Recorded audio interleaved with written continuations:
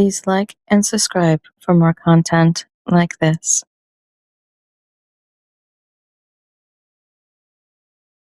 Initiates of the Flame by Manley P. Hall. The Initiates of the Flame. Introduction. Few realize that even at the present stage of civilization in this world, there are souls who, like the priests of the ancient temples, walk the earth and watch and guard the sacred fires that burn upon the altar of humanity. Purified ones they are, who have renounced the life of this sphere in order to guard and protect the flame, that spiritual principle in man, now hidden beneath the ruins of his fallen temple. As we think of the nations that are past, of Greece and Rome and the grandeur that was Egypt's, we sigh as we recall the story of their fall, and we watch the nations of today, not knowing which will be the next to draw its shroud around itself and join that great ghostly file of peoples that are dead. But everywhere, even in the rise and fall of nations, we see through the haze of materiality, justice. Everywhere we see reward, not of man, but of the invincible one, the eternal flame. A great hand reaches out from the unseen and regulates the affairs of man. It reaches out from that great spiritual flame which nourishes all created things, the never-dying fire that burns on the sacred altar of cosmos, that great fire which is the Spirit of God. If we turn again to the races now dead, we shall, if we look, find the cause of their destruction. The light had gone out. When the flame within the body is withdrawn, the body is dead. When the light was taken from the altar, the temple was no longer the dwelling place of a living God. Degeneracy, lust, and passion, hates and fears crept into the souls of Greece and Rome, and black magic overshadowed Egypt. The light upon the altar grew weaker and weaker. The priests lost the word, the name of the flame.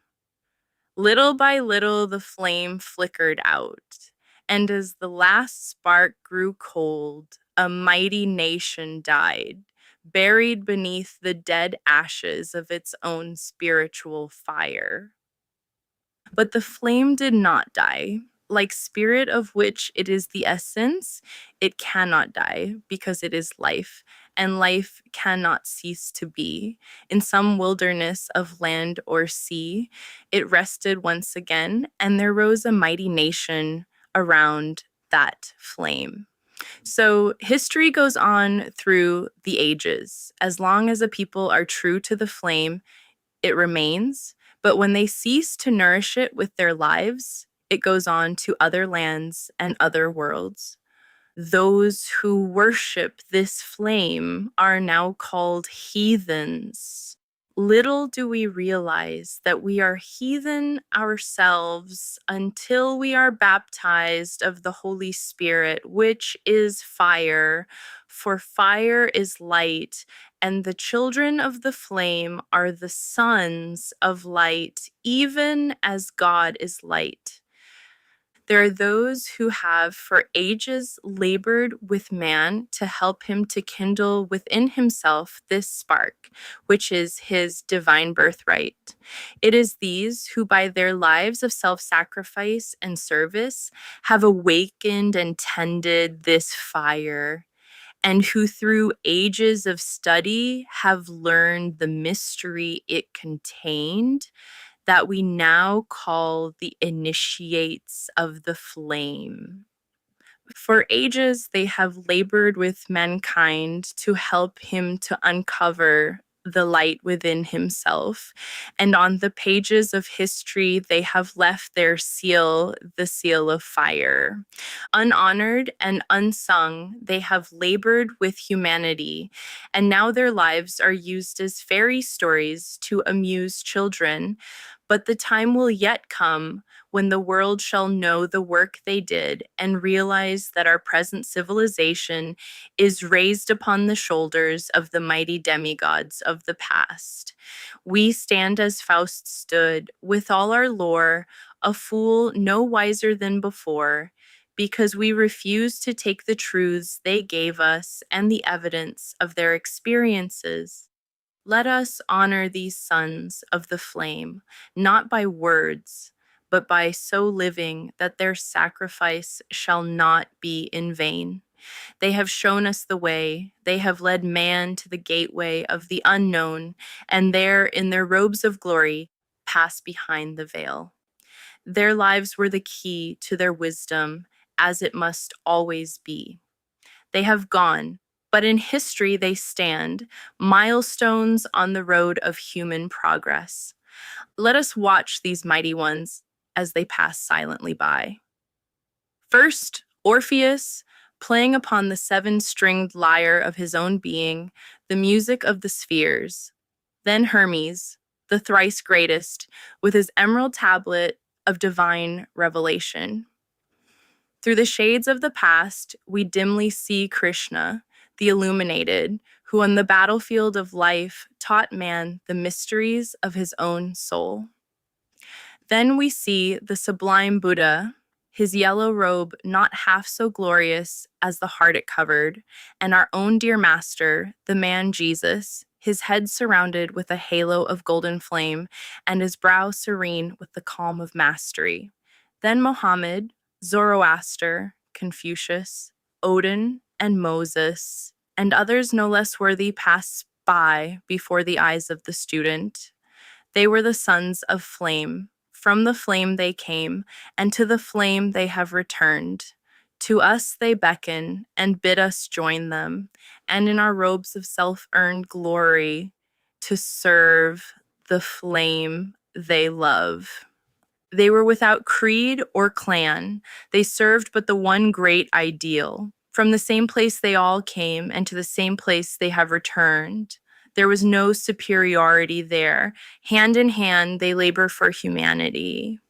Each loves the other, for the power that has made them masters has shown them the brotherhood of all life. In the pages that follow, we will try to show this great thread, the spiritual thread, the thread of living fire that winds in and out through all religions and binds them together with a mutual ideal and mutual needs. In the story of the Grail and the legends of King Arthur, we find that thread wound around the table of the king and the temple of Mount Salvart. This same thread of life that passes through the roses of the Rosicrucians winds among the petals of the lotus and among the temple pillars of Luxor. There is but 11 one religion in all the world, and that is the worship of God, the spiritual flame of the universe. Under many names, he is known in all lands, but as Iswari or Ammon or God, he is the same, the creator of the universe. And fire is his universal symbol. We are the flame-born sons of God, thrown out as sparks from the wheels of the infinite. Around this flame, we have built forms which have hidden our light, but as students, we are increasing this light by love and service until it shall again proclaim us sons of the eternal. Within us burns that flame, and before its altar, the lower man must bow, a faithful servant of the higher. When he serves the flame, he grows, and the light grows until he takes his place with the true initiates of the universe, those who have given all to the infinite in the name of the flame within. Let us find this flame and also serve it, realizing that it is in all created things, that all are one because all are part of that eternal flame, the fire of spirit, the life and power of the universe. Upon the altar of this flame, to the true creator of this book, the writer offers it and dedicates it to the one fire which blazes forth from God and is now hidden within each living thing. The sun, the greatest of mystery schools. The world is the schoolroom of God. Our being in school does not make us learn, but within that school is the opportunity for all learning. It has its grades and its classes, its sciences and its arts, and admission to it is the birthright of man. Its graduates are its teachers, its pupils are all created things. Its examples are nature, and its rules are God's laws. Those who would go into the greater colleges and universities must first, day by day and year by year, work through the common school of life and present to their new teachers the diplomas they have won, upon which is written the name that none may read save those who have received it. The hours may seem long and the teachers cruel, but each of us must walk that path, and the only ones ready to go onward are those who have passed through the gateway of experience, God's great school for man. The cube altar of the elements of the earth is this altar composed. It is the great cube of matter.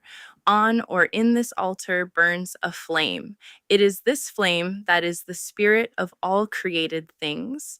Man, know thyself. Thou art the flame, and thy bodies are the living altar.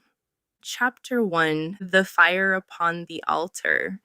As far back as our history goes, we find that fire has played an important part in the religious ceremonial of the human race.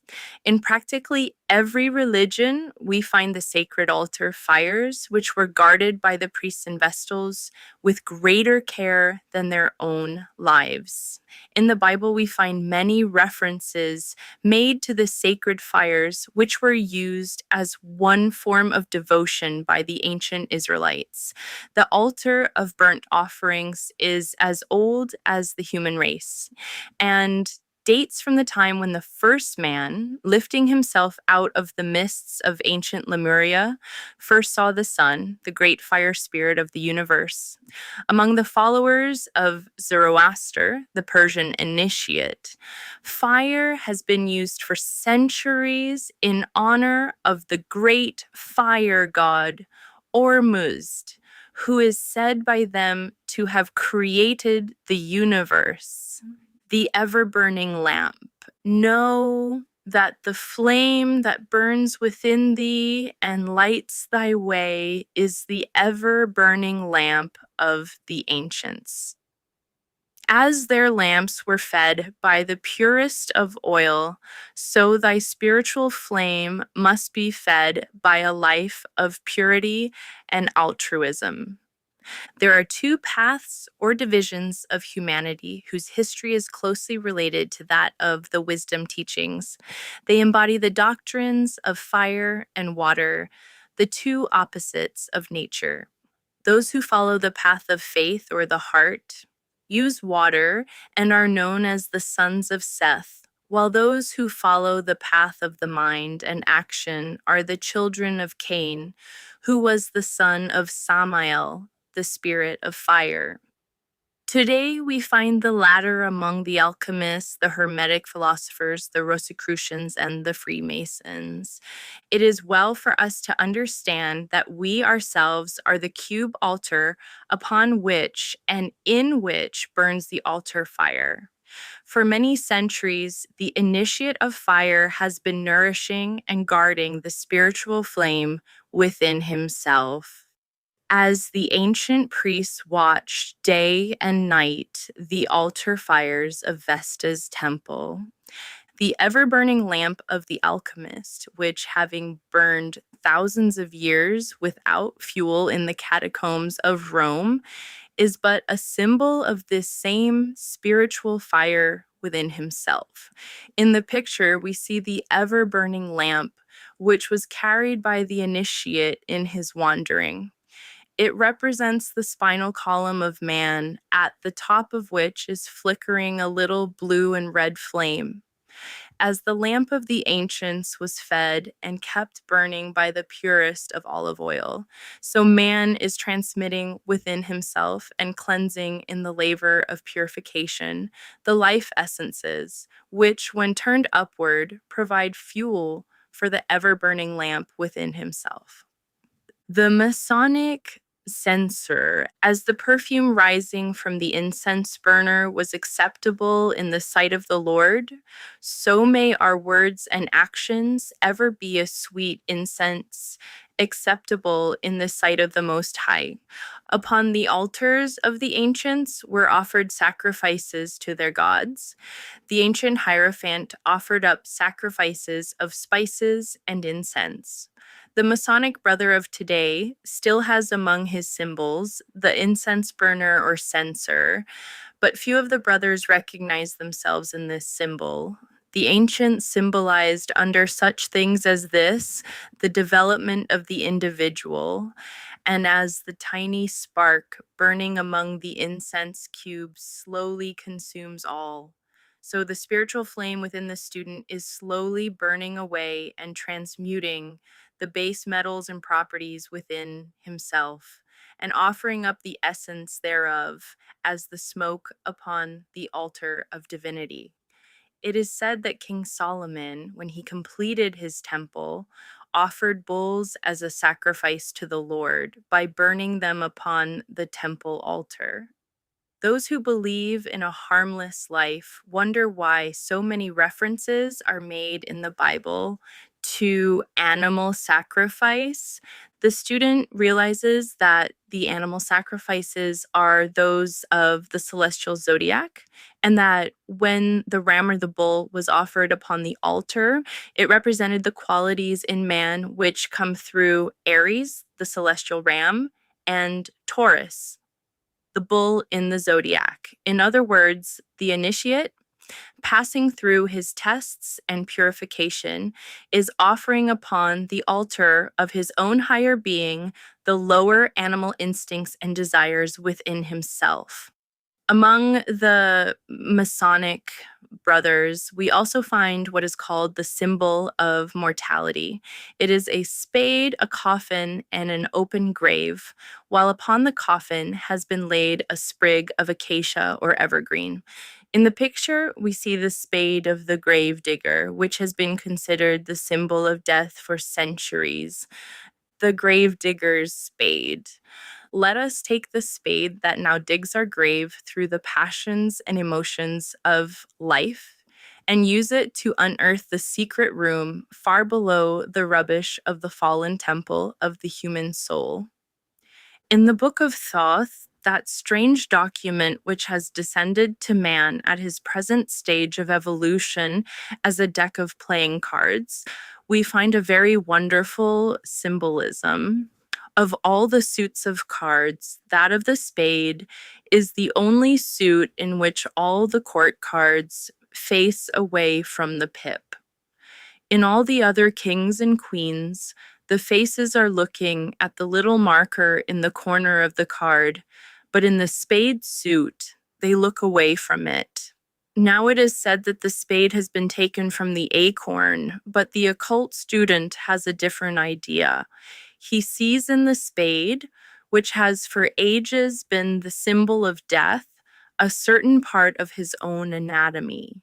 If you will again turn to the picture of the spade, you will see, if you have ever studied anatomy, that the grave digger's spade is the spinal column, and the spade-shaped piece, which is used on the deck of cards, is nothing more nor less than the sacrum bone. This bone forms the base of the spinal column and is also the spear of the passion. Through it and the foramina which pierce it pass the roots of the spinal nerve, which indeed are the roots of the tree of life.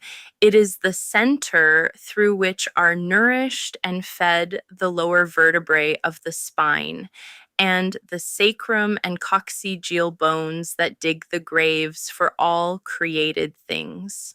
This point has been beautifully symbolized by the grave digger's spade, which has been used by the brothers of many mystic organizations for ages.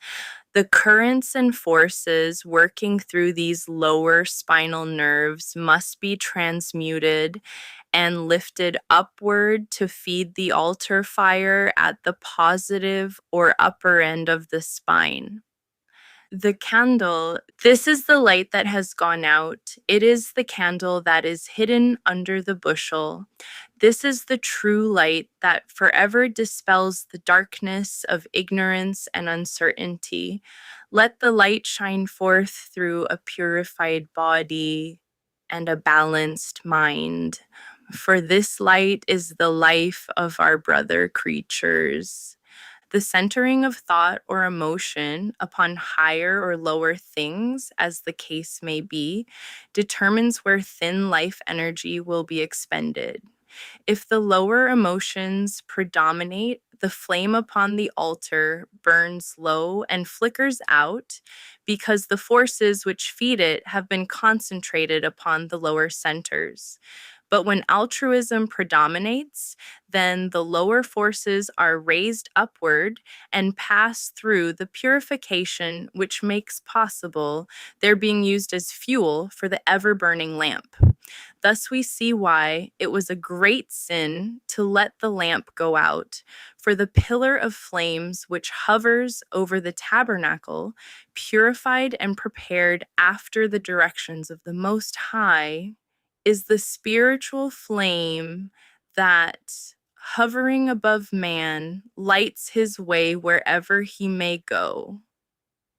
The sun of our solar system, that is, the spiritual sun behind the physical globe, is one of these flames. It began no greater than ours, and through the power of attraction and the transmuting of its ever increasing energies, it has reached its present proportions. This flame in man is the light that shineth in darkness. It is the spiritual flame within himself. It lights his way as no exterior light can. This radiating out from him brings into view, one by one, the hidden things of the cosmos, and his ignorance is dispelled in exactly the same proportion as his light is spread. For the darkness of the unknown can only be removed by light, and the greater the light, the further back the darkness is driven. This is the lamp of the philosopher, which he carries through the dark passageways of life, and by the light of which he walks among the stones and along the narrow cliff edge without fear. But although he gain all other things, and have not this light within himself, he cannot know where he goes, he cannot watch his footsteps, and he cannot dispel his ignorance with the light of truth. Therefore, let each student watch the fire that burns upon his altar. Let him also make that altar, his body, as beautiful and harmonious as possible, and let him also sacrifice upon that altar the frankincense and myrrh, his actions and his deeds. As in the tabernacle, he offers all upon the altar of divinity. So let him day by day dispel the symbols of mortality, the coffin, and the open grave by which he prepared himself through the mastery of the lower emotions within himself, and recognize that no matter how crystallized or dead his life may be, the fact that he exists at all proves that the sprig of acacia, the promise of life and immortality, is somewhere within himself. And although the flame of life may appear faint or cold, if he will supply the fuel by his daily actions, he will kindle the altar flame once more within himself, which shining forth will also help his brother to kindle this flame, which is a living sacrifice to the living God. Chapter 2: The Sacred City of Shambhala. In every mythology and legendary religion of the world, there is one spot that is sacred above all others to the great ideal of that religion. To the Norsemen, it was Valhalla, the city of the slain, built of the spears of heroes, where feasting and warfare was the order of the day. Here, the heroes fought all day and reveled by night. Every day, they killed the wild boar and feasted on it, and the next day it came to life again. In the Northland, they tell that Valhalla was high on the top of the mountains, and that it was connected to the earth below by Bifrost, the rainbow bridge. That up and down this bridge the gods came, and Odin, the Allfather, came down from Asgard, the city of the gods, and worked and labored with mankind. Among the Greeks, Mount Olympus was held sacred, and here the gods are said to have lived high on the top of a mountain. The Knights of the Grail are said to have had their castle among the crags and peaks of northern Spain on Mount Salvart. In every religion of the world, there is a sacred spot, Meru of the Oriental, and Mount Moriah and Mount Sinai, upon which the tablets of law were given to man. All those are symbols of one universal ideal. And as each of these religions claimed among the clouds a castle and a home, so it is said that all the religions of the world have their headquarters in Shambhala, the sacred city in the Gobi Desert of Mongolia. Among the Oriental peoples, there are wonderful legends of this sacred city, where it is said the Great White Lodge, or Brotherhood, meets to carry on the governing of world affairs. As the Aesir's of Scandinavia were 12 in number, as Olympus had 12 gods, so the Great White Brotherhood is said to have 12 members, which meet in Shambhala and direct the affairs of men. It is said that the center of universal religion descended upon the earth when the polar cap, which was the first part of the earth to crystallize, became solid enough to support life. Science now knows that not only does the earth have two motions, that of rotation upon its axis and revolution around the sun, but that it has 9 other motions, according to Flammarion, the French astronomer. One of these motions is that of the alternation of the poles. In other words, someday that part of the Earth's surface, which is now the North Pole, will become the South Pole. Therefore, it is said that the sacred city has left its central position and, after much wandering, is now located in Mongolia. Those who are acquainted with the Mohammedan religion will see something of great interest in the pilgrimage to the Kaaba at Mecca, where thousands go each year to give honor to the stone of Abraham, the great aerolite, upon which Muhammad is said to have rested his foot. Old and young alike, some even carried, wind through desert sands and endure untold hardships, many coming from great distances to visit the place they cherish and love. In India, we find the same thing. There are many sacred places to which pilgrims go, even as the Templars went in our Christian religion to the sepulchre of Christ. Few see in this anything more than an outward symbol, but the true student recognizes the great esoteric truth contained therein. The spiritual consciousness in man is a pilgrim on the way to Mecca. As this consciousness passes upward through the centers and nerves of the body, it is like the pilgrim climbing the heights of Sinai, or the Knight of the Grail returning to Mount Salvart. When the spinal fire of man starts upward in its wanderings, it stops at many shrines and visits many holy places. For like the Masonic brother and his Jacob's ladder, the way that leads to heaven is upward and inward. The spinal fire goes through the centers or seed ground of many great principles and worships at the shrine of many divine essences within itself, but it is eternally going upward, and finally it reaches the great desert. Only after pain and suffering and long labor does it cross that waste of sand. This is the Gethsemane of the higher man. But finally, he crosses the sacred desert, and before him, in the heart of the lotus, rises the golden city, Shambhala. The lotus. May your consciousness be lifted upward through the tree of life within yourself until in the brain it blossoms forth as the lotus, that rising from the darkness of the lower world lifts its flower to catch the rays of the sun. Frontal sinus. In the spreading of the bone between the eyes, called the frontal sinus, is the seat of the divine in man. There, in a peculiar gaseous material, floats, or rather exists or is, the fine essence which we know as the spirit. This is the lost city in the sacred desert, connected to the lower world by the rainbow bridge or the silver cord.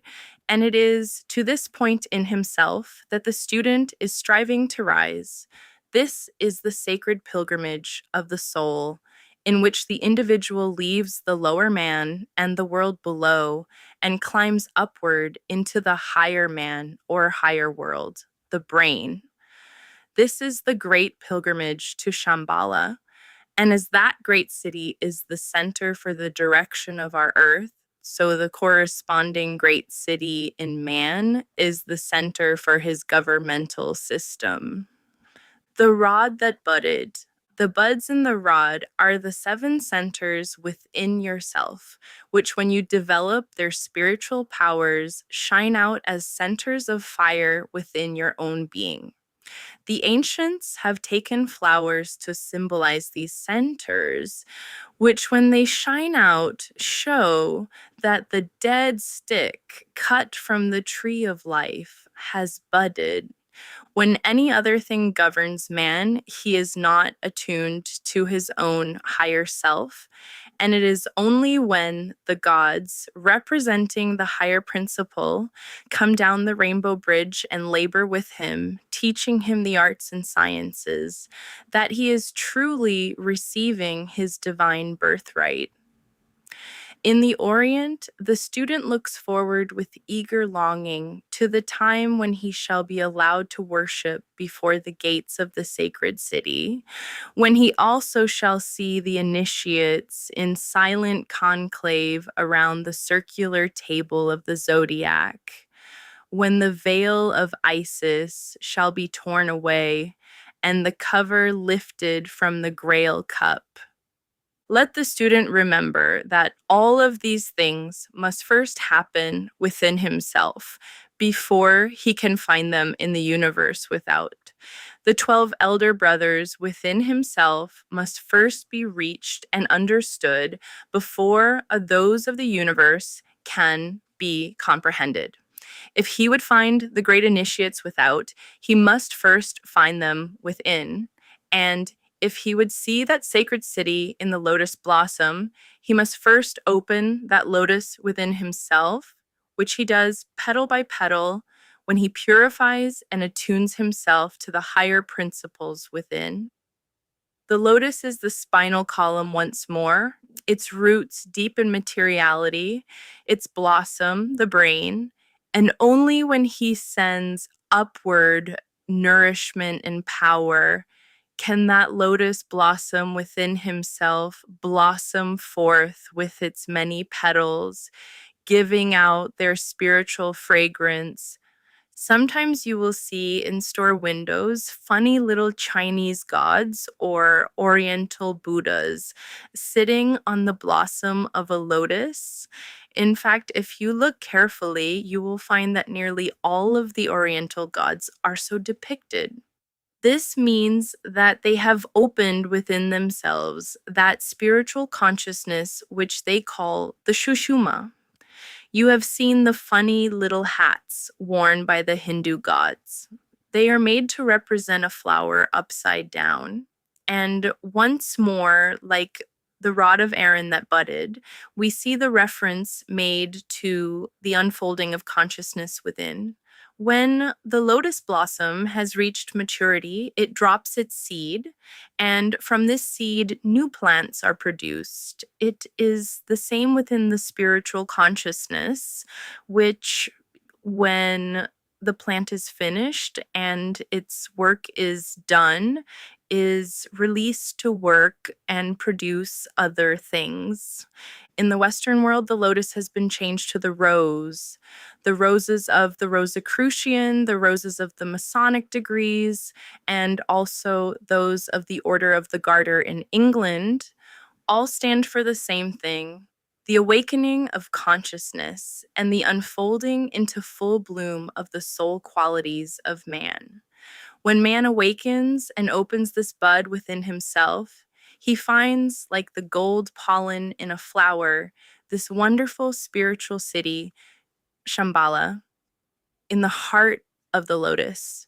When this pilgrimage of his spiritual fire is accomplished, he is liberated from the top of the mountain, as in the ascension of Christ, and the spiritual man, freed by his pilgrimage from the wheel of bondage, rises upward from among his disciples, the convolutions of the brain, with the great cry of the initiate, which has sounded through the mystery schools for ages, when the purified student goes onward and upward to become a pillar in the temple of his God.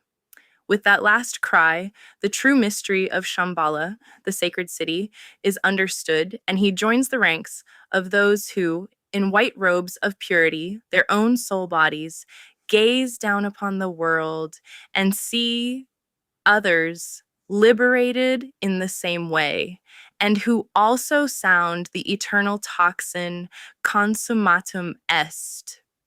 It is finished. The lotus. This is the true stone of the philosopher, which gives him power over all created things. This stone is himself. The experiences of his evolution have cut and polished the rough stone until in the initiate it reflects the light of creation from 1,000 different facets. Chapter 3, The Mystery of the Alchemist. There are very few occult students today who have not heard of the alchemist, but there are very few who know anything about the strange men who lived during the Middle Ages and concealed under chemical symbolism the history of the soul. At a time when to express a religious thought was to court annihilation at the stake or wheel, they labored silently in underground caves and cellars to learn the mysteries of nature, which the religious opinions of their day denied them the privilege of doing. Let us picture the alchemist of old, deep in the study of natural lore. We find him among the test tubes and retorts of his hidden laboratory. Around him are massive tomes and books by ancient writers. He is a student of nature's mystery and has devoted years, lives maybe, to the work he loves. His hair has long since grayed with age. By the light of his little lamp, he reads slowly and with difficulty the strange symbols on the pages before 36 hymn. His mind is centered upon one thing, and that is the finding of the philosopher's stone. With all the chemicals at his command, their various combinations thoroughly understood, he is laboring with his furnace and his burners to make of the base metals the philosopher's gold. At last, he finds the key and gives to the world the secret of the philosopher's gold and the immortal stone. Salt, sulfur, and mercury are the answer to his problem. From them, he makes the philosopher's stone. From them, he extracts the elixir of life. With the power that they give him, he transmutes the base metals into gold. The world laughs at him, but he goes on in silence, really doing the things the world believes impossible. After many years of labor, he takes his little lamp and silently slips away into the great unknown. No one knows what he has done or the discoveries that he has made, but he, with his little lamp, still explores the mysteries of the universe. As the close of the 15th century clouded him with mystery, so the dawn of the 20th century is crowning him with the glory of his just reward, for the world is beginning to realize the truths he knew and to marvel at the understanding which his years of labor had earned for him. Man has been an alchemist from the time when he first raised himself, and with the powers long latent, pronounced himself as human. Experiences are the chemicals of life which the philosopher is experimenting with. Nature is the great book whose secrets he seeks to understand through her own wondrous symbolism. His own spiritual flame is the lamp by which he reads, and without this, the printed pages mean nothing to him. His own body is the furnace in which he prepares the philosopher's stone. His senses and organs are the test tubes, and incentive is the flame from the burner. Salt, sulfur, and mercury are the chemicals of his craft. According to the ancient philosophers, salt was of the earth earthy. Sulfur was a fire which was spirit, while mercury was nothing, only a messenger like the winged Hermes of the Greeks. His color is purple, which is the blending of the red and the blue of the spirit, and the red of the body. The alchemist realizes that he himself is the philosopher's stone, and that this stone is made diamond-like when the salt and the sulfur, or the spirit and the body, are united through mercury, the link of mind. Man is the incarnated principle of mind as the animal is of emotion.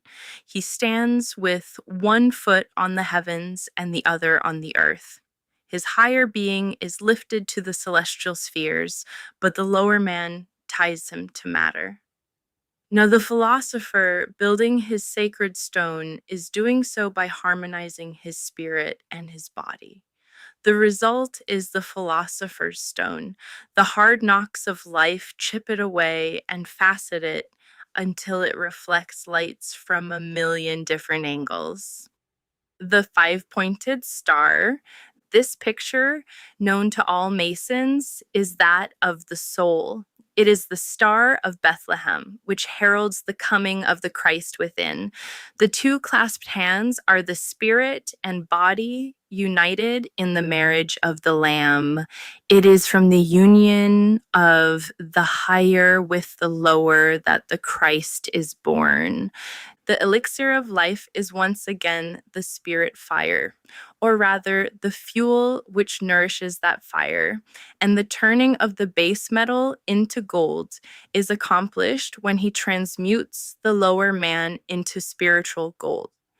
This he does by study and love. Thus he is building within himself the lost panacea for the world's woe. The turning of the base metal into gold can be called a literal fact, as the same chemical combination which spiritually produces gold will also do this physically. It is a known fact that many of the ancient alchemists really did create the precious metal out of lead, alloy, etc. but it was upon the principle that all things contain some part of everything else. In other words, every grain of sand or drop of water has, in some proportion, every element of the universe therein. Therefore, the alchemist did not try to make something from nothing, but rather to extract and build that which already was. And this, the student knows, is the only possible course of procedure. Man can create nothing from nothing, but he does contain within impotential energy all things. And like the alchemist with his metals, he is simply working with that which he already has. The living philosopher's stone is a very beautiful thing.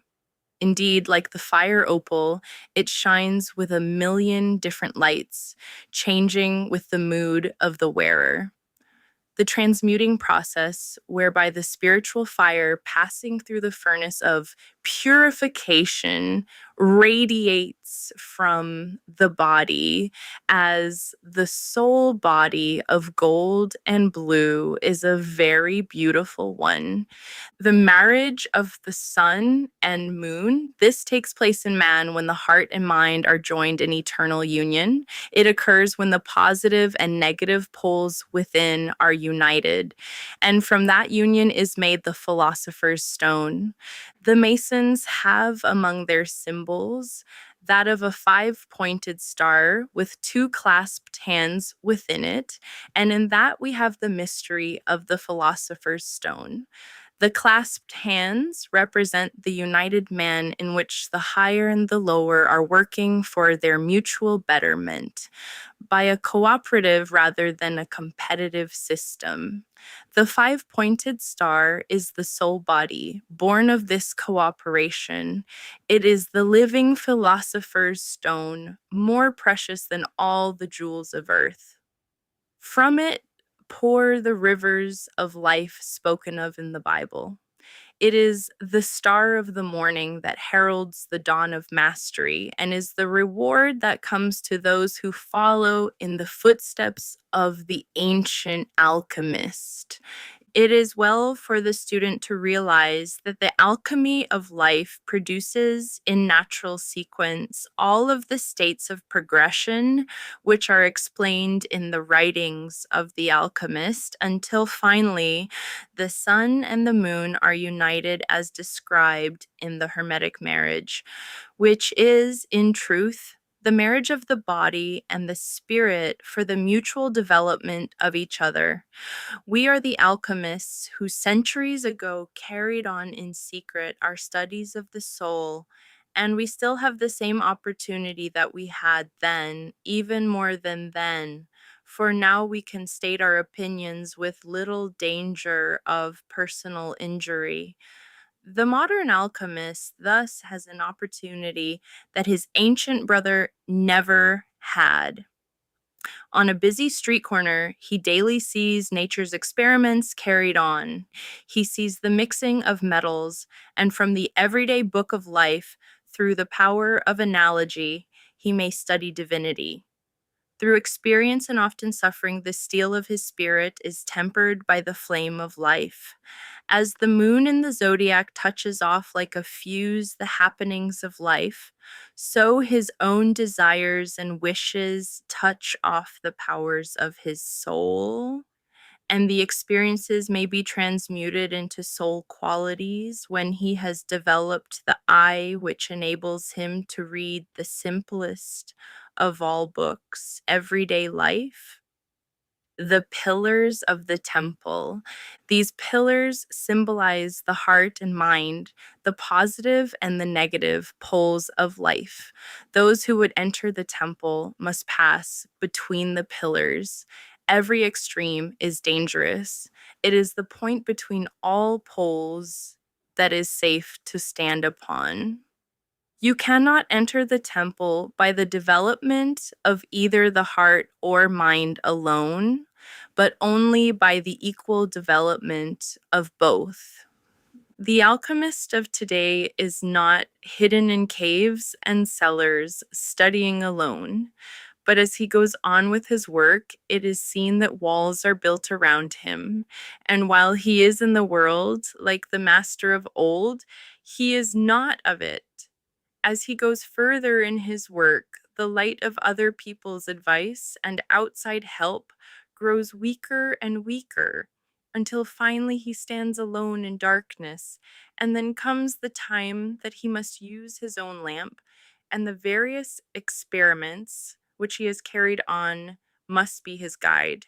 He must take the elixir of life which he has developed, and with it fill the lamp of his spiritual consciousness, and holding that above his head, walk into the great unknown, where if he has been a good and faithful servant, he will learn of the alchemy of divinity, where now test tubes and bottles are his implements, then worlds and globes he will study, and as a silent watcher will learn from that divine one, who is the great alchemist of all the universe, the greatest alchemy of all, the creation of life, the maintenance of form, and the building of worlds.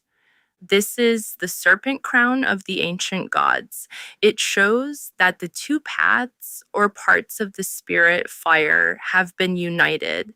This crown is the symbol of mastery, and the union takes place within the student when the life forces are lifted to the brain.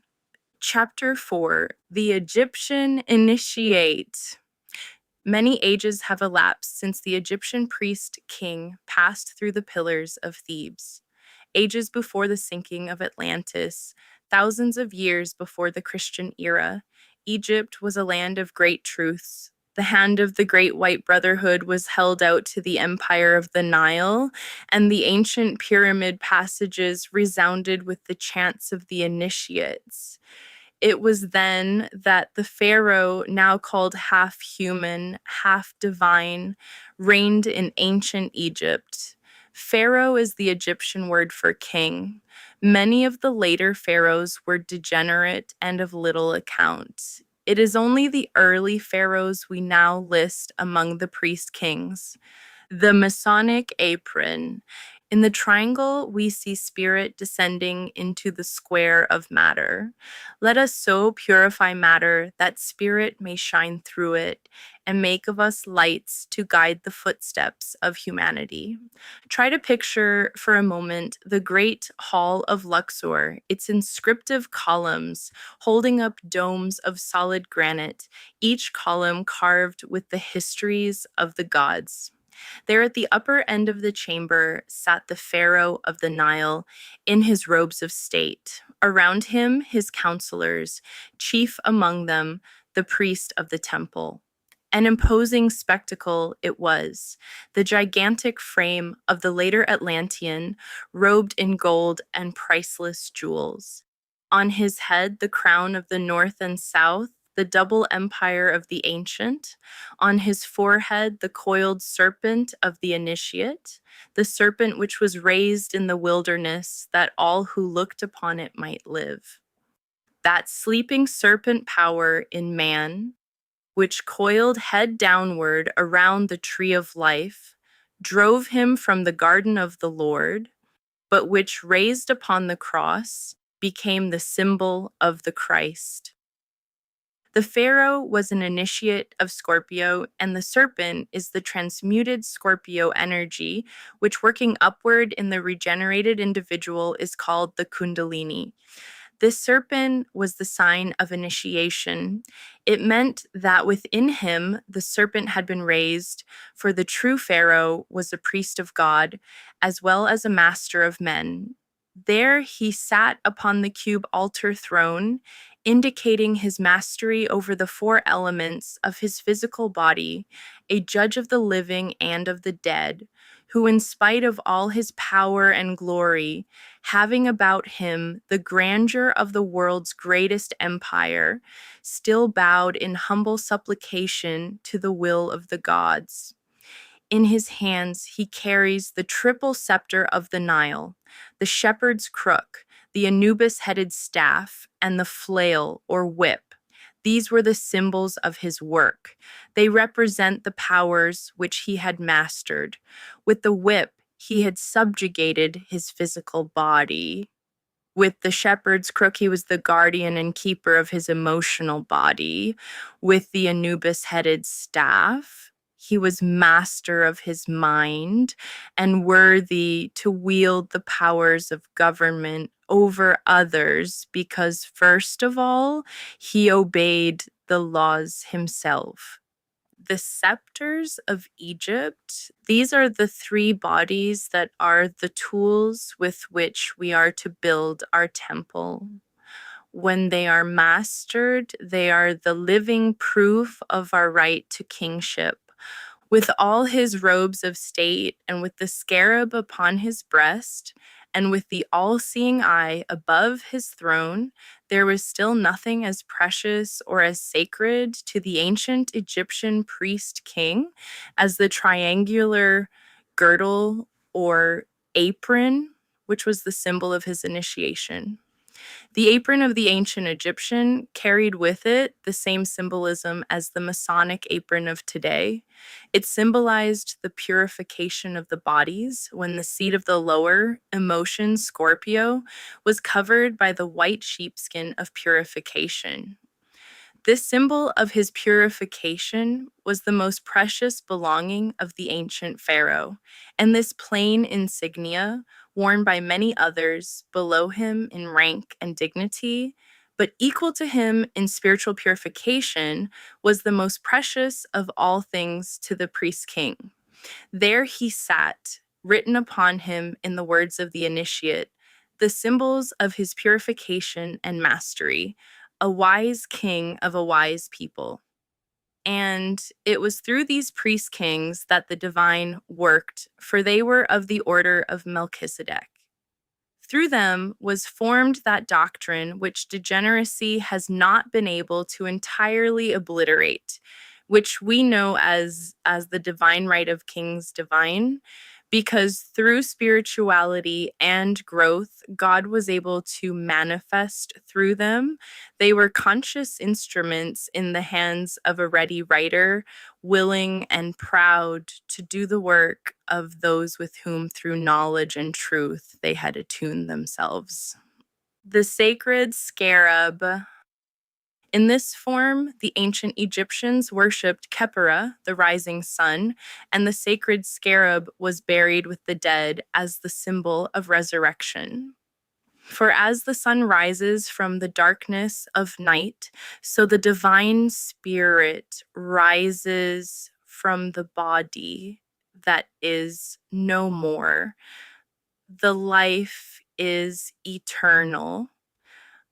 But the time came, as in all nations, when selfishness and egotism entered the heart of king and people alike, and slowly the hand from the great white brotherhood that fed ancient Egypt was withdrawn, and the powers of darkness transformed the land of glory into one of ruins, and the names of mighty kings were buried beneath the oblivion of degeneracy. Mighty cataclysms shook the world, and out of the land of darkness, the great white brotherhood carried the chosen people into the promised land. Egypt, the land of glory, disintegrated into dust. The great temples of the pharaohs are ruins, and the temples of Isis are but broken heaps of sandstone. But what of the priest kings who labored there in the days of its glory? They are still with us, for those who were leaders before are leaders now, if they have continued to walk the path. Although his scepter is gone and his priestly vestments have molded away, the priest king still walks the earth with the dignity and the power and the childish simplicity that before made him great. He no longer wears the robes of his order. Although he bears no credentials, he is as much a priest king now as then, for he still bears the true insignia of his rank. The coiled serpent has given place to knowledge and love. The hand that bestowed the riches of the past does little acts of kindness now. Although he no longer carries the scepters of self-mastery, still he manifests that mastery in his daily life. Although the altar fires within the temple at Karnak have long been dead, the true fire within himself still burns. And before that, he still bows as he bowed in the days of Egypt's glory. Although the priest no longer is his counselor, and the wise ones of his country no longer aid him in governmental problems, still he is never alone. For the priests in white and the counselors in blue still march with him and whisper words of strength when he needs them. Have you seen people that somehow you liked, regardless of appearances? Have you seen other charming people whom you hated in spite of their charms? Have you seen learned people who were fools or impressed you as such? Or people who knew little and yet you felt were wise?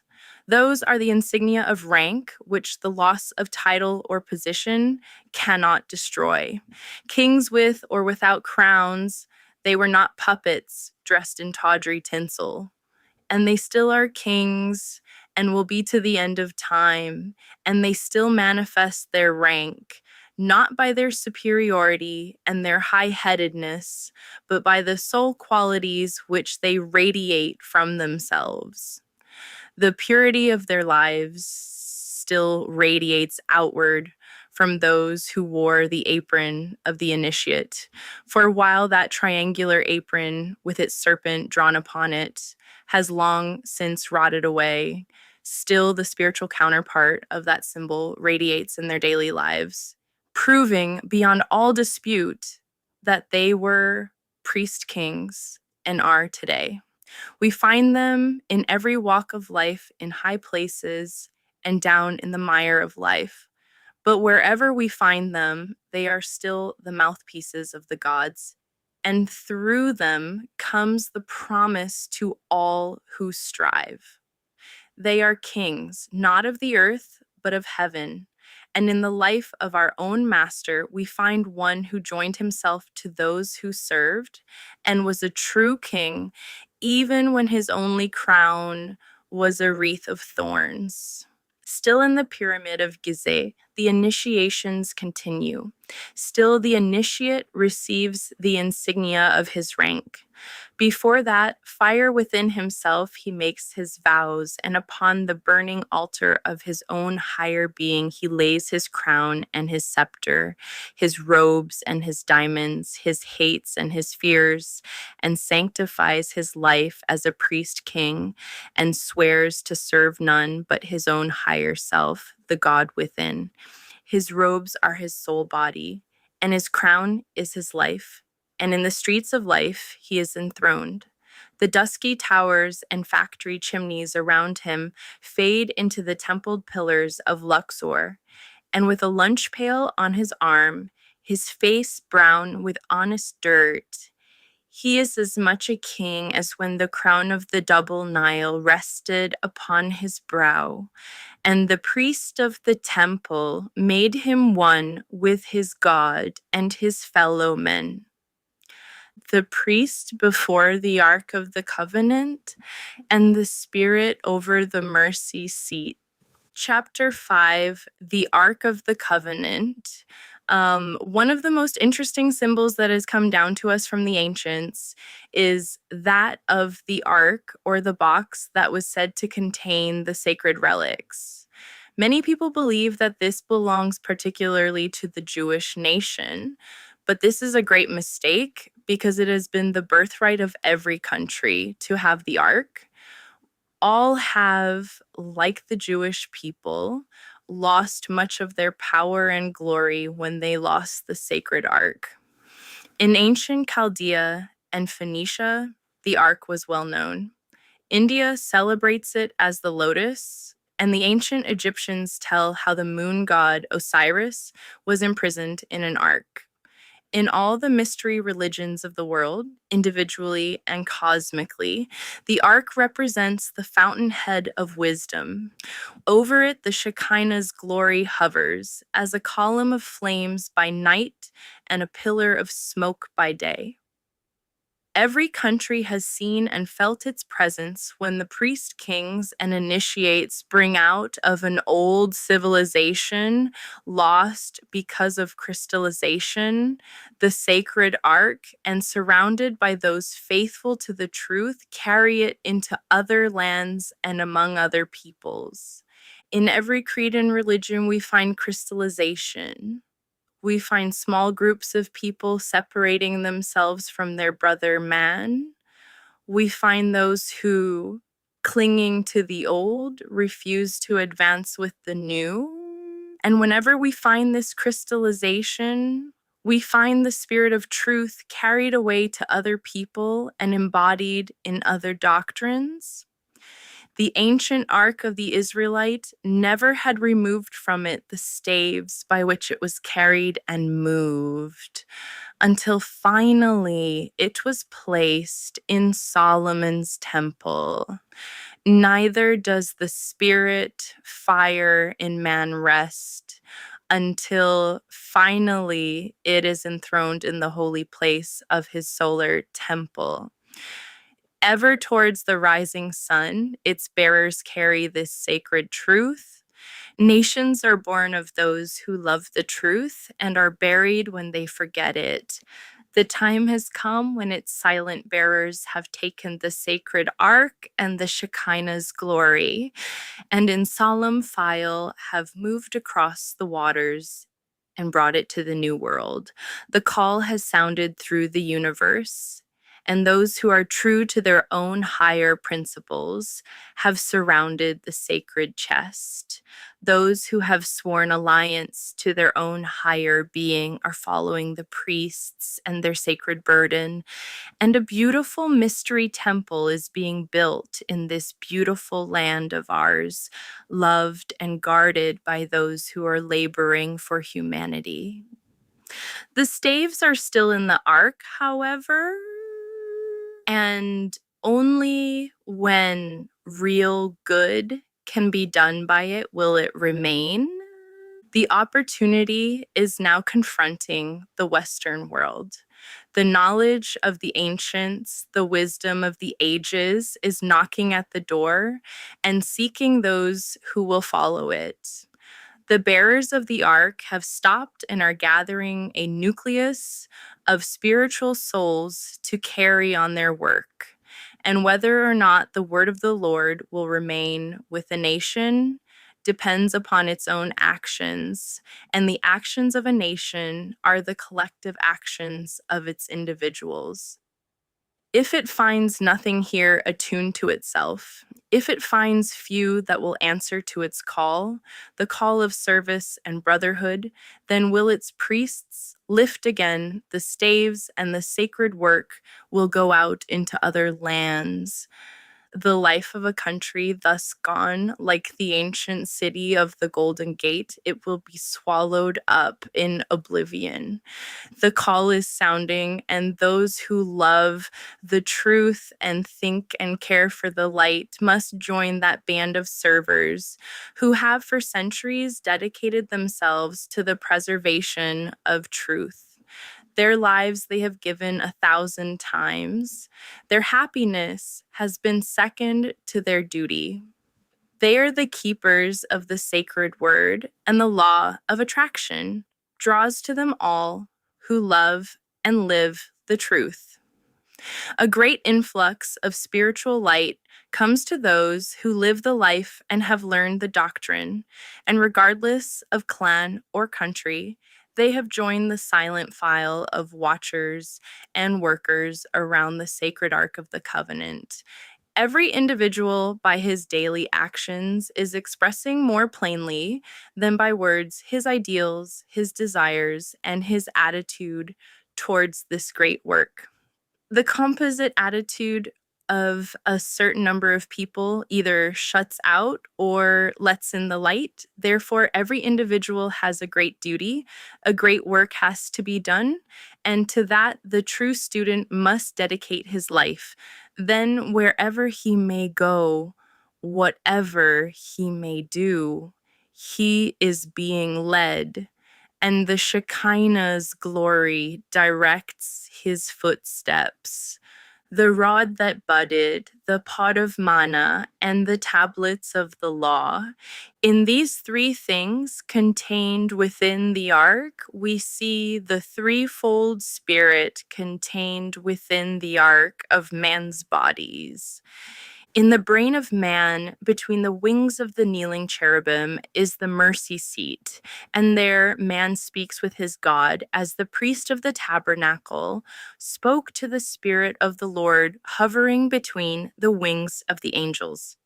Man is again the ark, and within him are the three principles: the Father, the Son, and the Holy Spirit, the tablets of the law, the pot of manna, and the rod that budded.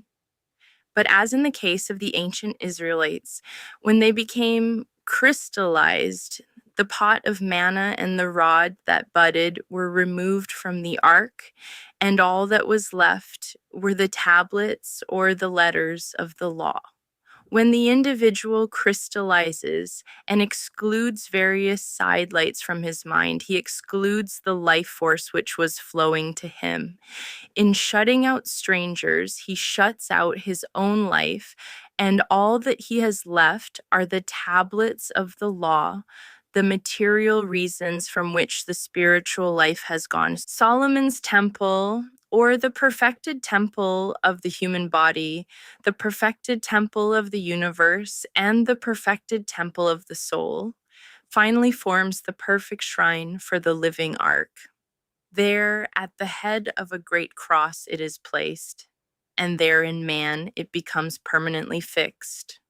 The staves of polarity upon which it was carried are removed, and it becomes a living thing, a permanent place where man converses with his God.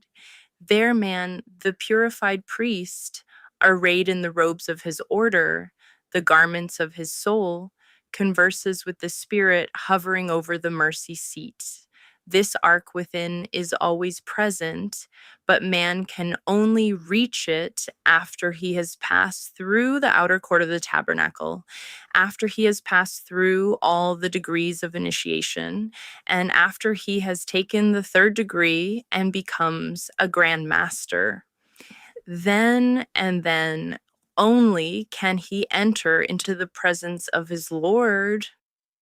And there in the darkened chamber, lighted by the jewels of his own breastplate, he converses with the Most High, the true spiritual essence within himself.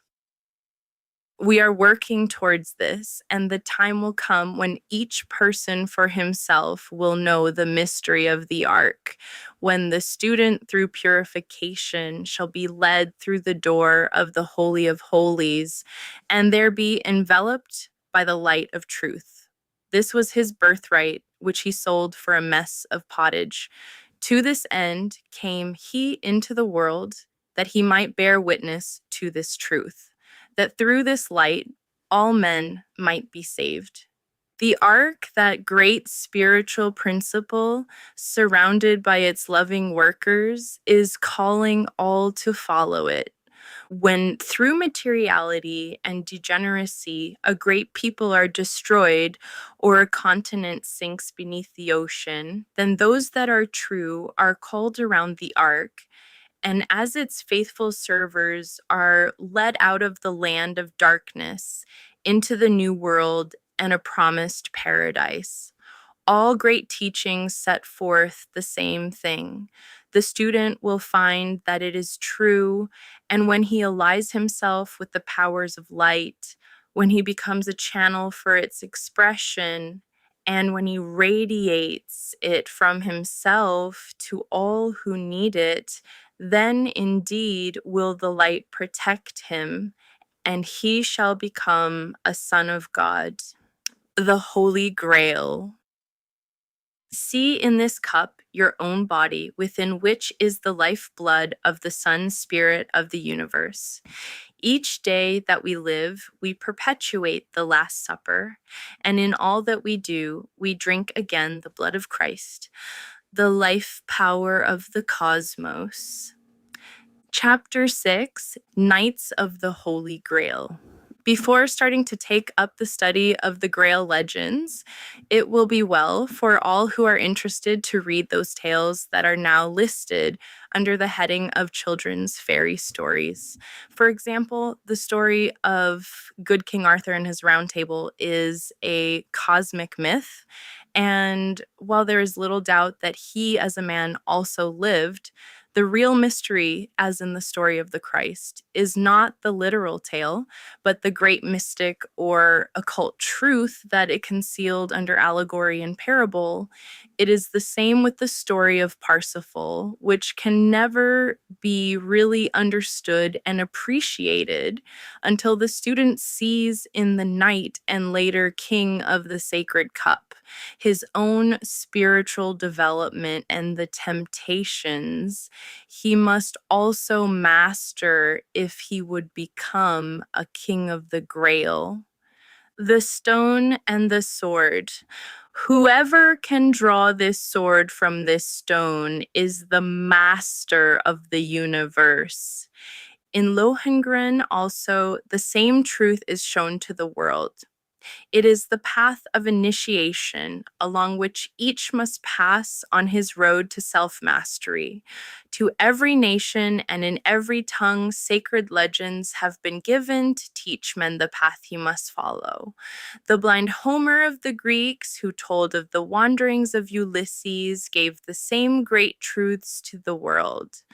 The skalds of ancient Norway and Sweden and the prophets of the Jews used the same means. And everywhere from the sacred books of the East to the legends of the American Indians, we find one great connected truth told to many different people in ways that were best suited for their development. Such a truth is the legend of the Round Table, given to King Arthur as a wedding gift. All true students know what wedding that was, not of earth, but the wedding of the spiritual and intellectual within the initiate himself. When the spirit and the body are united eternally, each swearing to honor and protect the other. Of such a marriage was the union of Arthur and Guinevere in the legend of the king. Let us first of all consider the coming of Arthur the king. We read in the legend of Arthur regarding Merlin the magician, the wise man who it is said had charge of the coming king during his youth. Merlin represents the hand of the elder brothers, who, realizing that a great ego had come into the world, had consecrated themselves to the work of preparing him for his mission. The Rosicrucian Rose. In this flower, which was painted upon the center of King Arthur's table, we see the soul of man, which through purification and service has blossomed out with all the grandeur of the initiate. It was under the direction of Merlin, the mastermind, that the anvil and stone with the sword thrust into it were raised in the square of the city when it became necessary for a new king to be selected. It was he also who called all of the brave knights of the country and told them that the one who could draw forth the sword would be king of all the land. And of all the knights in the land, Arthur, the half-grown boy, was the only one who could release the sword. There is a very wonderful mystery of the soul contained within that divine allegory. Let us read the letters that were engraved upon the sword. Whoso pulleth out this sword of this stone and anvil is rightwise king born of England. The cube stone is the body. It has been so symbolized for centuries, and today among the Masons, the ashlar is the symbol of man. Experience is the anvil, and it is upon this anvil that the sword is tempered. The sword is spirit, and he who would be king in the true spiritual sense of the word must first show his divine power by freeing the sword of spirit from the casings of the lower man and the world. It is the same symbol as that later used by Sir Galahad, the guileless knight, the personification of the purified man who comes without a sword, but who later arms himself with the sword of spirit that he draws from the cube block, which was floating down the river of life past Camelot. Sir Galahad had the strength of 10 because his heart was pure, and the knight of today must follow in the same path. The sacred spear. This is the spear of passion that pierces the side of the Christ, the higher principle in man. But when in the hand of the pure of heart, this power can heal the very wound it caused. If you have read the story of King Arthur, you will remember how he was given Excalibur, the enchanted sword, how it came up out of the water held by a hand draped in white. Excalibur represents light and truth, which is the weapon of the true initiate. In England, there still hangs on a courthouse wall the Round Table of King Arthur. In the very center of the table is a beautiful rose painted in natural colors. This symbol is that of the Rosicrucians, the ancient alchemists, and there is a direct connection between the legend of the British king and the ancient philosophers of fire. Now, let us turn our attention for a moment to the history of the Holy Grail, or the cup from which Christ drank at the Last Supper, and which was said to have caught his blood when he was dying upon the cross.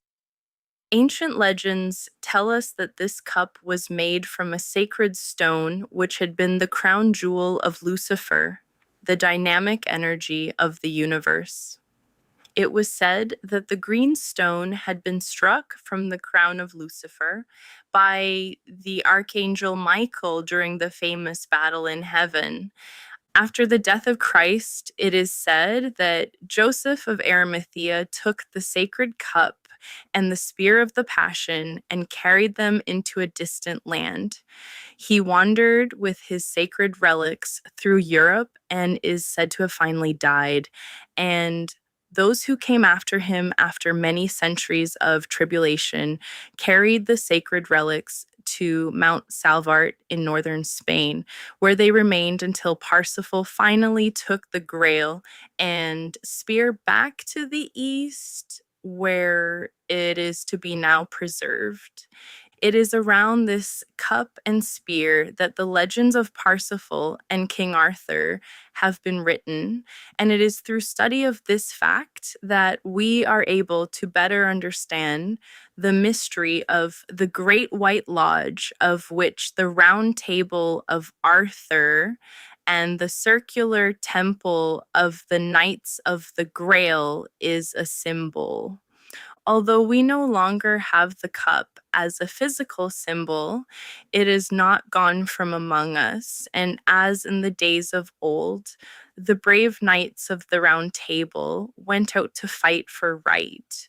So those knights of today who belong to the Great White Brotherhood go out into the world in the name of truth and labor with mankind and seek to right the wrongs of the world.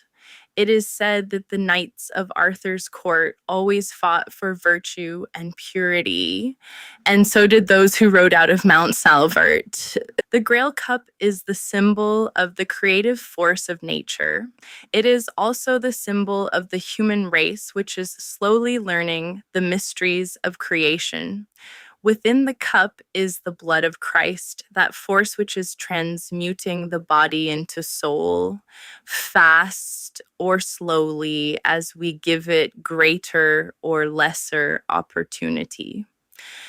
In the sacred spear, we find symbolized again the creative force, which in the hands of Klingsor, the evil one, wounds and causes suffering, but which, when held by the pure Parsifal, heals the very wound that it caused. A great lesson is being taught to man through these allegories, but the average person is unwilling to stop and consider them.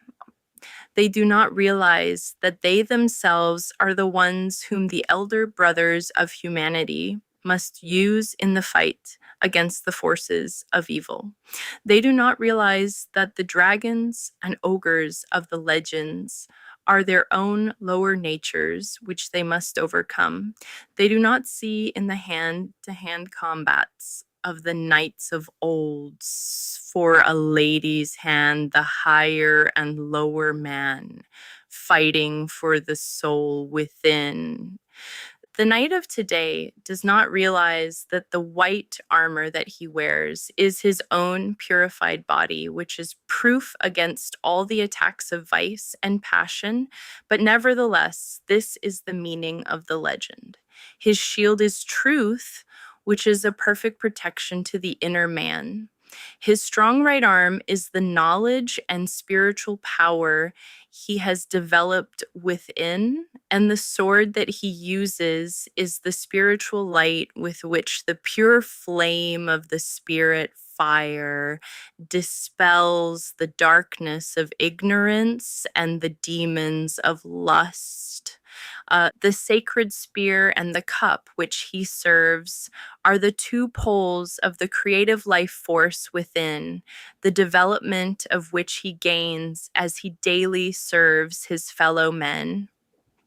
Far from the uninitiated, the 12 elder brothers of mankind, sitting around the circular table of the universe, watch the knights in their battle of life.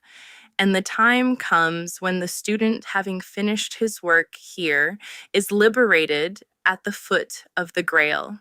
There, the candidate stands robed from head to foot in the armor of spirit and in the pure white of a body that has been cleansed. Then the cloth is lifted from the sacred cup, and he is illuminated by the light which would have killed him had he seen it without purification. He then takes his place among the knights of the Round Table and joins those who give up all and labor for humanity.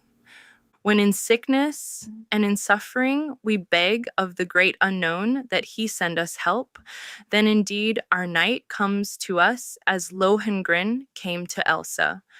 When our loved ones pass into the great unknown, there stands the brother of the Grail, the invisible helper, who through days of labor has earned the right to become a member of that great band of servers who gather around the table of the king, and while their bodies are asleep, still labor in their great search for light and truth, and pray for the day when they shall also become kings of the Holy Grail. Chapter 7, The Mystery of the Pyramid. There comes a time in the development of the occult student when he understands one of the great secrets of the initiates, and that is that every sacred thing outside of himself stands for some organ or function within himself. This is, of course, true in the case of the Great Pyramid, except that this particular pile of stone, said by many to be the oldest building on the surface of the earth, is the great symbol of composite man. In other words, it stands for man as a unit. Let us first consider it simply from the exterior standpoint. When we first look at it in the distance, it seems to be one great stone, but as we come closer, we see that it is made of thousands of smaller stones, each one carefully fitted into place. Here we see the first likeness between the pyramid and man.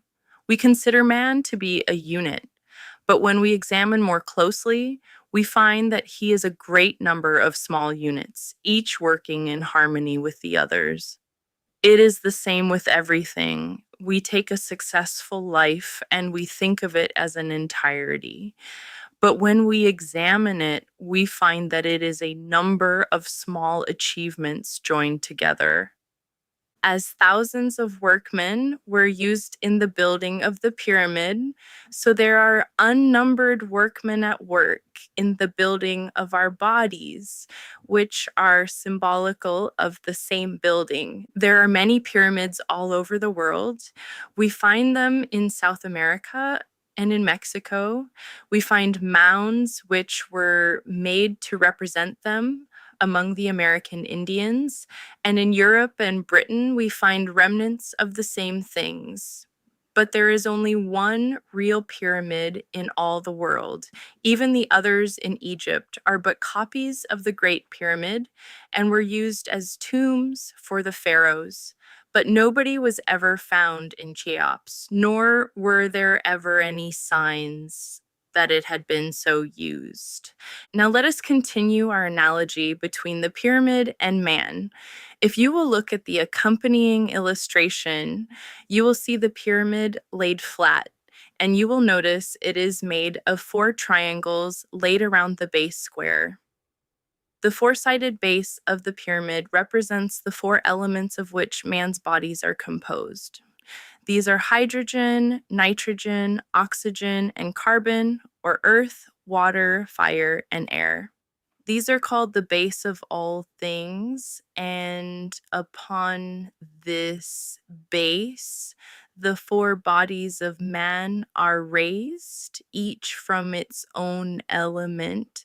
Thus, the physical body is raised from the earth, the vital body is raised from the water, the emotional body from the fire, and the mental body from the air. The pyramid. Here we see the pyramid laid out so that the 4 triangles and the square are clearly seen. This represents man once again, and the ancient pyramid is man offering his higher being upon the altar of the great fire spirit. There are 12 lines used in the drawing of the 4 triangles, which stand for the 12 folds constitution of man when it is complete. The threefold body, the threefold mind, the threefold soul, and the threefold spirit. It also gives us the 12 signs of the zodiac, divided into their respective groups. Out on the desert stands the Sphinx, the guardian of the threshold mentioned by Bulwer Lytton. It stands for the bodies of man and is that strange being which must be passed before the student can go on in his development.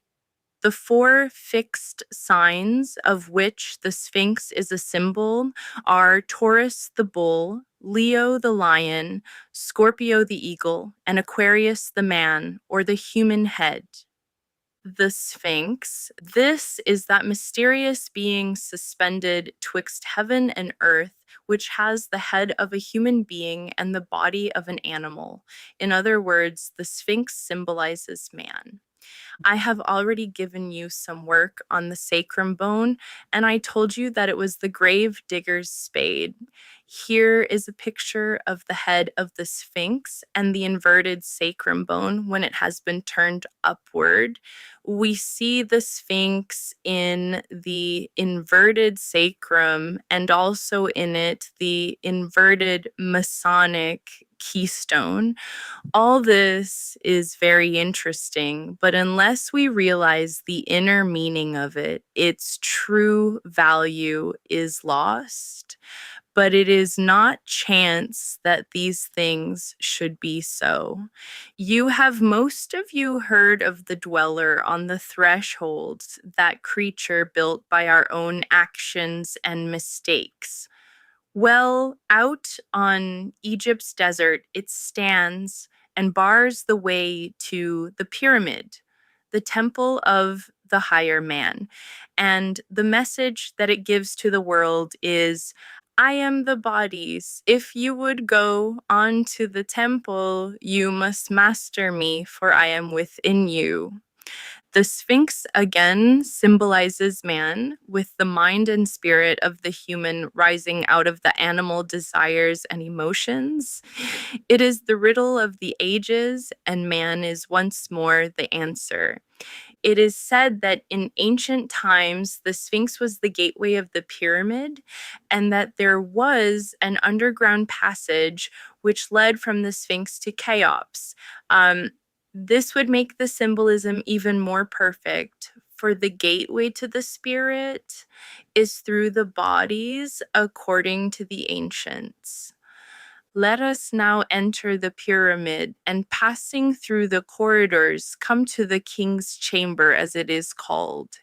There are 3 great rooms in the pyramid, which are of great interest to the student. The highest is the king's chamber, then below that is the queen's chamber, and down below the surface of the earth is the pit. Here we again find the great correlation between the pyramid and man. The 3 rooms are the 3 great divisions in man, which are the seats of the threefold spirit. The lower room is the generative system under the control of Jehovah. The center room, or queen's chamber, is the heart under the control of the Christ. And the upper room, or the king's chamber, is the brain, which is under the control of the Father. In this upper room is the coffer made of stone, the meaning of which has never been explained, but which the student recognizes as the 3rd ventricle in the brain. It is quite certain also that this coffer was used as a tomb during initiation, when, as is the case in the Masonic initiations of today, which are the remnants of the ancient mysteries, the candidate was buried in the earth and resurrected, a symbol of the death of the lower man and the liberation of the higher. It is said that Moses was initiated in the Great Pyramid, and some also say that Jesus was instructed there also. Be that as it may, we know that for thousands, 81 of years, since the time it was built by the Atlanteans, it has been the greatest temple of initiation in the world. It seems also that its work is not yet done, for mutely it is teaching those who will see the mysteries of creation.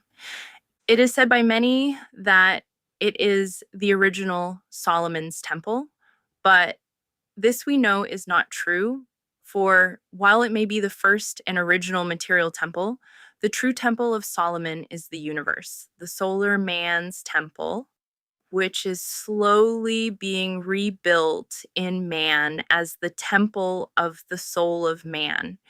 There is probably no point that is as important in connection with the pyramid as that of the cornerstone. On the very top of the Great Pyramid is a comparatively flat place about 30 feet square. In other words, the true stone, which is the head of all the corners, is missing. If we look at the reverse side of the United States seal, we find again the pyramid from which the top is separated. Omar Khayyam, the Persian poet, gives us the secret of the key stone when he says, "From my base metal shall be filed a key, which shall unlock the door he howls without." The value of the stone is better understood when you understand that it completes all of the triangles at once, and without it, none of them are complete. Out on the desert stands the Sphinx, the guardian of the threshold mentioned by Bulwer Lytton. It stands for the bodies of man and is that strange being which must be passed before the student can go on in his development. The four fixed signs of which the Sphinx is a symbol are Taurus, the bull, Leo, the lion, Scorpio, the eagle, and Aquarius, the man, or the human head. The Sphinx. This is that mysterious being suspended twixt heaven and earth, which has the head of a human being and the body of an animal. In other words, the Sphinx symbolizes man. I have already given you some work on the sacrum bone, and I told you that it was the gravedigger's spade. Here's a picture of the head of the Sphinx and the inverted sacrum bone when it has been turned upward. We see the Sphinx in the inverted sacrum and also in it, the inverted Masonic keystone. All this is very interesting, but unless we realize the inner meaning of it, its true value is lost. But it is not chance that these things should be so. You have most of you heard of the dweller on the threshold, that creature built by our own actions and mistakes. Well, out on Egypt's desert it stands and bars the way to the pyramid, the temple of the higher man. And the message that it gives to the world is, I am the bodies. If you would go onto the temple, you must master me, for I am within you. The Sphinx, again, symbolizes man, with the mind and spirit of the human rising out of the animal desires and emotions. It is the riddle of the ages, and man is once more the answer. It is said that in ancient times, the Sphinx was the gateway of the pyramid, and that there was an underground passage which led from the Sphinx to Cheops. This would make the symbolism even more perfect, for the gateway to the spirit is through the bodies, according to the ancients. Let us now enter the pyramid and passing through the corridors, come to the king's chamber, as it is called. There are 3 great rooms in the pyramid, which are of great interest to the student. The highest is the king's chamber, then below that is the queen's chamber, and down below the surface of the earth is the pit. Here we again find the great correlation between the pyramid and man. The 3 rooms are the 3 great divisions in man, which are the seats of the threefold spirit. The lower room is the generative system under the control of Jehovah. The center room, or Queen's Chamber, is the heart under the control of the Christ. And the upper room, or the King's Chamber, is the brain, which is under the control of the Father. In this upper room is the coffer made of stone, the meaning of which has never been explained, but which the student recognizes as the 3rd ventricle in the brain. It is quite certain also that this coffer was used as a tomb during initiation, when, as is the case in the Masonic initiations of today, which are the remnants of the ancient mysteries, the candidate was buried in the earth and resurrected, a symbol of the death of the lower man and the liberation of the higher. It is said that Moses was initiated in the Great Pyramid, and some also say that Jesus was instructed there also. Be that as it may, we know that for thousands of years, since the time it was built by the Atlanteans, it has been the greatest temple of initiation in the world. It seems also that its work is not yet done, for mutely it is teaching those who will see the mysteries of creation. It is said by many that it is the original Solomon's temple. But this we know is not true, for while it may be the first and original material temple, the true temple of Solomon is the universe, the solar man's temple, which is slowly being rebuilt in man as the temple of the soul of man. There's probably no point that is as important in connection with the pyramid as that of the cornerstone. On the very top of the Great Pyramid is a comparatively flat place about 30 feet square. In other words, the true stone, which is the head of all the corners, is missing. If we look at the reverse side of the United States seal, we find again the pyramid from which the top is separated. Omar Khayyam, the Persian poet, gives us the secret of the keystone when he says, "From my base metal shall be filed a key, which shall unlock the door he howls without." The value of the stone is better understood when you understand that it completes all of the triangles at once, and without it, none of them are complete. The key and the cross. Upon the cross of matter that forms our bodies hangs the key to all the mysteries of creation. It is our duty to take this key and with it unlock the door that conceals from us the unknown. This key is the spirit. Release it. This stone is the spirit in man, which fell from its high position and has been lost beneath the rubbish of the lower man.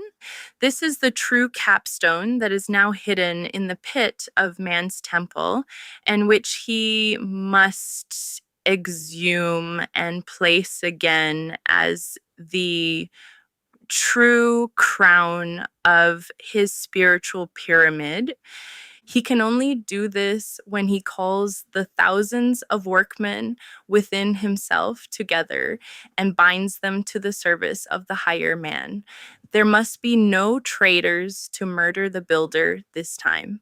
And Lucifer, the one rejected by man as the devil, is the one who must, through the planet Mars, send man the dynamic energy which man himself must transmute from the fire of passion to the flame of spirit. He then must take the tools of the craft and cut and polish his own being into the capstone of the universal temple.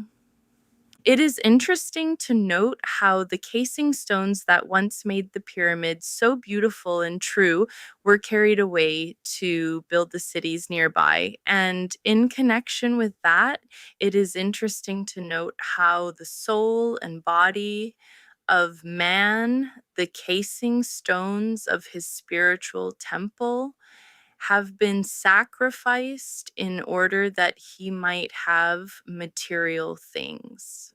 As we look at pictures of the ancient pyramid and sphinx, which have stood on Egypt's sands for ages, let us see in them our own mystery temple, made without the sound of hammer or the voice of workmen.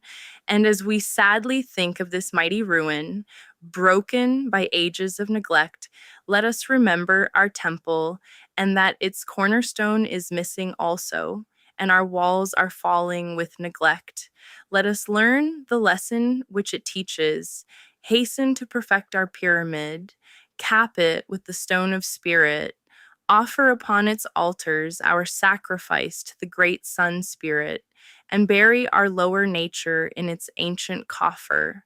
Then for us will its mysteries be revealed, and the sealed lips of the Sphinx give up their secret. Where your treasure is, there will your heart be also. The White Grail. Choose now your path. Celtic cross, service, self sacrifice, purification, love, study.grail. The Black Grail. Choose now your path. Celtic cross, prosperity at others' expense, selfishness, shortcuts, mastered by appetite, comfort, finis.